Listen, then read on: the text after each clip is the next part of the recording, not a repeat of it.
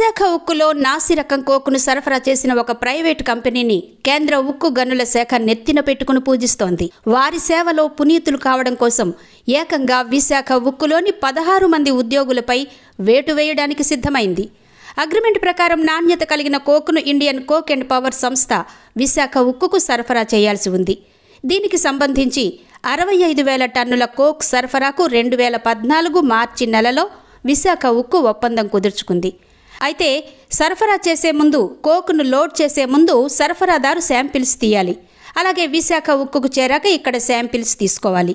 ఈ విధంగా విశాఖ ఉక్కుకు చేరిన కోకును ఇక్కడి అధికారులు పరీక్షించి ఇది నాసి రకం కోక్ అని తేల్చారు. నిర్ణయించిన క్వాలిటీ కన్నా తక్కువ క్వాలిటీ ఉన్నప్పుడు బిల్లును వివాదంలో పెడతారు.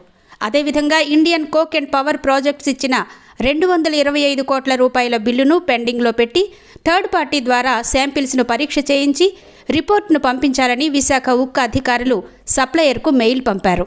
అయితే సప్లయర్ దీనికి స్పందించలేదు. కానీ మంత్రిత్వ శాఖలోని అతి ముఖ్యుల నుంచి విశాఖ ఉక్కు యాజమాన్యంపై ఒత్తిడి వచ్చింది. ఈ బిల్లును వెంటనే చెల్లించాలని మంత్రిత్వ శాఖ పెద్దలు తీవ్రమైన ఒత్తిడి తెచ్చారు.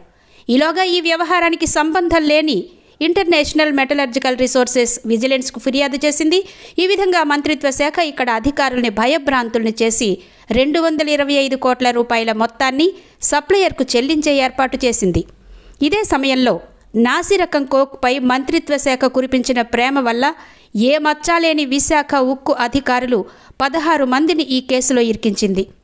వీళ్లలో అత్యధికులు నీతి నిజాయితీకి నిలబడి విశాఖ ఉక్కు ఖ్యాతిని పెంపొందించారంటూ నెహ్రూ అవార్డులు పొందిన వారే కావడం విశేషం. బాగా పనిచేసే ఉద్యోగులకిచ్చే ఓ గ్రేడ్ కేటగిరీలో ఉన్నవారే.